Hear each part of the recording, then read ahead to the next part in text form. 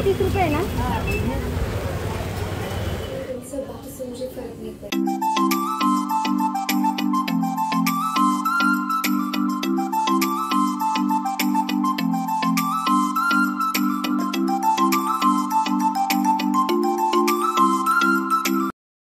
Hello नमस्कार, मी अनिता तुम्हा सगळ्यांचं स्वागत करते ह्या नवीन ब्लॉगमध्ये।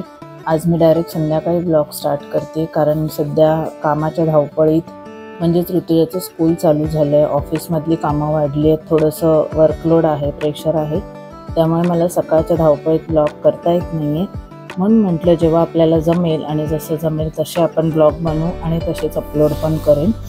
आणि मग आज मी घरी निघताना कॅमेरा हातात घेतला, कारण क्लायमेट छान होतं, पाऊस मस्त रिमझिम पडत होता, जास्त जोरात नव्हता। आणि मग त्या पावसात आम्ही नेहमीप्रमाणे निघालो घरी जाताना माझी छत्री खूप मोठी आहे, त्यामुळे अजिबात भिजण्याचा प्रश्न येत नाही। पण पावसामध्ये मजा येत होती, बॅगेत लॅपटॉप होता म्हणून थोडी काळजी घ्यावी लागते, बाकी काही टेन्शन नसतं। विंडो सीट एन्जॉय केली मी आज, कारण पाऊस जास्त असल्यामुळे ट्रेनमध्ये पण गर्दी नाही भेटली। आणि जेव्हा विंडो सीट मिळते तेव्हा आनंद काही औरच असतो। स्टेशनला पोहोचल्यानंतर मी एक गोष्ट नोटीस केली की उलटा पाऊस पडत असल्यामुळे जेवढा बाहेर पाणी नव्हतं तेवढं ते सीटवर पाणी होतं, सगळ्या सीट्स भिजल्या होत्या आणि म्हणून बसायला पण जागा होत नव्हती लोकांना। फायनली मी पोहोचले आणि मग घरी गेल्यानंतर घरी जाताना मी भाज्या घेऊन गेले, कारण घरी भाजी नव्हती। सध्या पावसामुळे चांगल्या भाज्या पण मिळत नाहीत, सगळ्या भाज्या भिजलेल्याच मिळतात, पण ठीक आहे, जे मिळतं त्याच्यातच आपल्याला आनंद मांडला पाहिजे, असं मी भाज्यांची शॉपिंग केली आणि मस्त भिजत घरी पोहोचली। घरी जाण्याआधी थोडासा पाऊस जोरात यायला लागला होता, पण म्हटलं आता मी पोहोचणारच आहे, सो नो प्रॉब्लेम, आता चांगला पाऊस पडला पाहिजे, म्हणजे मस्त थंड वातावरण होईल। आणि मुंबईत खरंच पावसाची गरज आहे, कारण खूप जास्त गरम होतं आहे। आत्ता पाऊस चालू झाला आहे त्यामुळे थोडा गारवा वाटतो, पण मुंबईतली गरमी म्हणजे जाऊ दे। मी पोहोचली लिफ्टमध्ये आणि त्यानंतर घरी फ्लोअरवर पोहोचल्यानंतर फ्लोअरवरती नेहमी कपडे वाळत असतात, पण आता छत्र्या वाळत आहेत, सगळीकडे छत्र्याच होत्या वाळत घातलेल्या।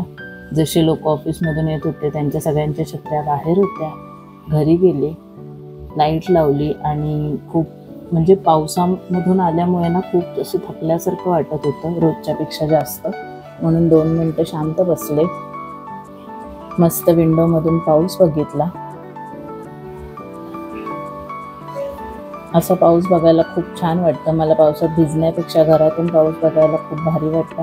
आणि आमच्या खिडकीतून तर खूप मस्त आकाश दिसतं।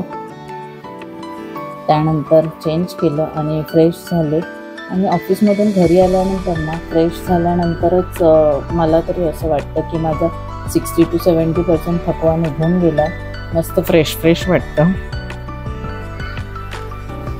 त्यानंतर थोडा वेळ लॉग इन केलं, कारण माझी 2-3 महत्त्वाची कामं बाकी होती, जास्त नाही, 15-20 मिनटाचं काम होतं मला। पाणी प्यायले शांत बसून, कारण उभं राहून पाणी प्यायचं नसतं, हे एक लॉजिक आहे म्हणून, बाकी असं काही खास रिझन नाही। पाऊस जोरात यायला लागला होता आणि आमच्या विंडोच्या इथेच बेड असल्यामुळे मी विंडो अर्धी बंद केली, कारण पावसाने भिजू शकते गादी म्हणून। त्यानंतर मग मी ठरवलं कामाला सुरुवात करायला, पण माझ्या लक्षात आलं की मी दिवाबत्तीच केली नाही आहे। मग मी उठले आणि आधी छान पूजा करून घेतली। घरात जेव्हा आपण दिवाबत्ती करतो तेव्हा खूप छान प्रसन्न वाटतं। दिवसभर घरात कोण नसतं, त्यामुळे आम्ही सकाळचा दिवा असा पूर्ण अखंड नाही लावत, थोडंच तेल घालतो, कारण घरी कोणीही नसतं तर मग काही दिवा वगैरे पडू नये म्हणून। आणि मग संध्याकाळचा दिवा संध्याकाळी लावतो। छान देवपूजा केली आणि मग मी केली कामाला सुरुवात। जेव्हा कामाचा लोड जास्त असतो ना तेव्हा मला खूप छान वाटतं खरं तर, आणि काम कमी असल्यावर जास्त बोर होतं, कदाचित माझा स्वभाव तसा आहे म्हणून तसं वाटत असेल मला। माझ्या डोक्याला मला सतत काहीतरी काम लागतं, फ्री असेल तर खूप जास्त बोर होतं, आणि मग बिझी असलेलंच बरं असं मला तरी वाटतं। बिझी लाईफ म्हणजे मला पर्सनली बिझी लाईफ आवडतं, दिवसभर जॉब घर हे सगळ्यामध्ये मी अडकून असते, हेच मला छान वाटतं। आणि हे लाईफ मी स्वतःच चूज केलेलं आहे माझ्यासाठी, त्यामुळे मी ते खूप जास्त एन्जॉय करते. केस खूप जास्त भिजले होते त्यामुळे मी सुकवत होती आणि मग गाणी लावत होती, म्हणजे थोडं माइंड रिलॅक्स होईल. फायनली माझी सगळी कामं करून झाली आणि मग मी PC शटडाऊन केला आणि मग ठरवलं की आता काहीतरी फटाफट होईल असं बनवूया, म्हणजेच पिठलं भाकरी. अशा थंडीमध्ये असंच काहीतरी चमचमीत खायला मला आवडतं.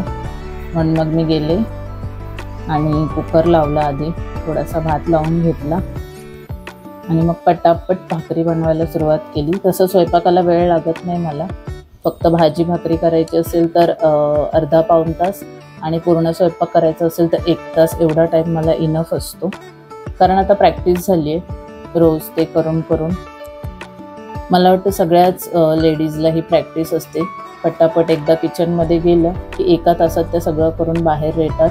आणि मला तरी असं वाटतं की लेडीज खूप मल्टी टॅलेंटेड असतात. जेवढं त्या फास्ट काम करू शकतात तेवढं किंवा त्या स्पीडने किंवा त्या पद्धतीने जेंट्स नाहीत करू शकत. हे माझं मत आहे, मी कोणालाही पर्सनली बोलत नाही. असं मी पटापट भाकरी करायला घेतल्या.